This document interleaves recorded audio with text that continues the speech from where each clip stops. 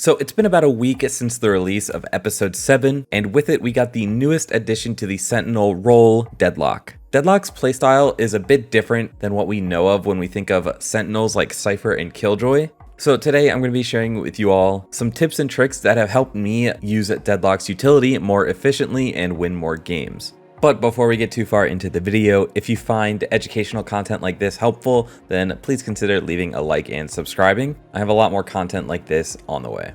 So first up, we are going to be talking about Deadlock's GravNet. When attacking as Deadlock, the main way you're going to be using GravNet is on executes to clear out common angles where someone might be playing or about to peek from. Hitting common spots with a GravNet as you're executing a site is going to prevent you from getting swung and peeked from those angles, and it's just going to make taking space that much easier. GravNet's ability trajectory when thrown is the same as Viper's Orb and Killjoy's Mollies, so any Killjoy Molly lineups you have and use during executes can be applied to Deadlock's GravNet. It's also important to use Deadlock's GravNet in combination with other abilities, especially during an execute. So for example, if you have someone who has mollies on your team or a raise nade, GravNet is going to function the same as a fade tether would. And so comboing damaging abilities with the GravNet is a great way to clear out angles and take some space, whether you're on an execute or setting up an aggressive play on defense. Next, I'm going to be sharing with you all some tips and tricks to use Deadlock's sound sensors more efficiently. So it's pretty clear that Deadlock's tripwires aren't like Cypher's trips or Killjoy's alarm bot in that they only activate off of sound. Now what this means is that they aren't very good for holding flanks if you're on the attacker side or for holding lurks on the defender side. So doing a standard Cypher tripwire or Killjoy alarm bot placement isn't going to get much value. So my first tip for the sound sensors is that when you're on the defender side, instead of spreading out your sensors like you would a Cypher trip to catch or hold for a lurk, instead use them more similar to a Cypher kill trip. So what I like to do is put them at spots on the site where the enemies are going to be pathing during their execute, or placing them somewhere like where a jet dash is going to be finishing in the middle of sight. For example, on Ascent, I have a lot of success of placing the sound sensors in the lane that goes onto B site, as it's almost always a guarantee that they're going to be scaling out that way to jump onto site.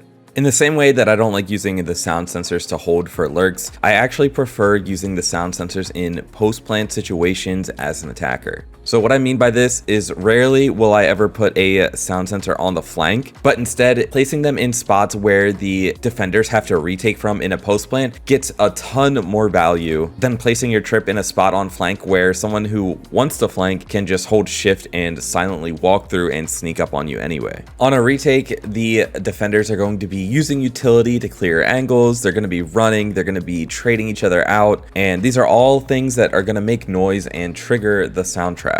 More specifically, one of my favorite tricks for post plant with the sonic sensors is to throw it aiming right at the spike where it's planted. That way, when the defenders go to tap and defuse, they will get immediately stunned. Finally, my last tip for the sonic sensor is that on those maps where you can interact with the environment in some way, for example, closing and opening the doors on Ascent, getting on the rope on Split, or opening the door on Fracture, these are all things that make noise, and so placing a sonic sensor in those areas makes it far more likely to catch someone running through those areas not paying attention. So next, I'm going to be talking about Deadlock's barrier mesh and how to efficiently use it. So barrier mesh functions very similar to a sage wall in that the main idea is to block the enemies from a certain area. However, throwing the barrier mesh right at the entrance of sight is definitely the least efficient way to use it, especially as a defender. So not only will the barrier mesh usually instantly get broken, similar to a sage wall being just placed, but typically throwing it at the entrance of a site also means that only 1 to 2 of the little side walls actually needs to be broken, and not even the entire thing for the attackers to execute a site.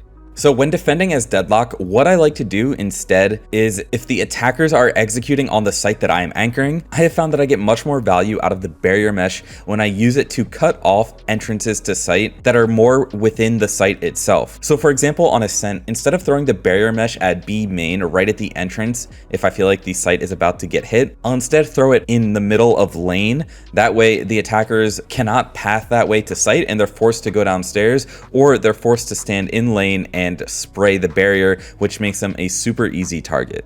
Another example of this that you guys have seen in my Deadlock videos is on Fracture and throwing the barrier mesh in tower. That way the attackers can get a little bit into tower, but they can't get through the corner, which allows me to fight right onto the site from tower without having to worry about being shot in the back. So these are just a few examples, but pretty much every site in this game has some sort of lane or path that the barrier mesh can sit at that's going to get much more value than just throwing it purely at the entrance to site. So this isn't to say that it's always wrong to throw the barrier mesh at the mains of site. Obviously, it's super situational, and even right before a rush, the barrier mesh can possibly buy you just enough time for your teammates to rotate and help you. But in general, I have found that when I want to barrier mesh the front of site is when I am the anchor and I want to rotate off of the site. Because Deadlock's sonic sensors don't function as well as a Cypher tripwire or Killjoy alarm bots, it's super easy to get lurked on, especially if you leave your site fully. So what I like to do is before I rotate off of a site is throw my barrier mesh right at the entrance. That way I don't have to worry about anyone being on site or having lurked up that way while I was gone. Because if they do break the barrier mesh to get onto site, you'll see it go down on the minimap.